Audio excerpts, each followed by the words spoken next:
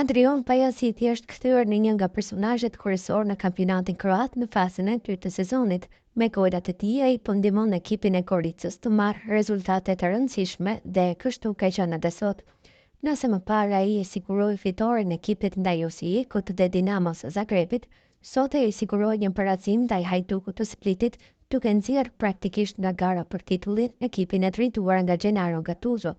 Në minutën e 48 të ndeshjes, Pajaziti finalizoi një kundërshtim të shpejtë të tij dhe me një gjuajtje mjeshtërore çoi topin në rrjet për të kaluar skuadrën në avantazhin e përkohshëm 1-0. Sfida u mbyll me rezultatin 1-1, duke mbajtur Koricën larg zonës së ftohtë të renditjes, e njëkohësisht Hajdukun larg garës për titullin kampion, që tani do të diskutohet mes Rijekës dhe Dinamos së Zagrebit.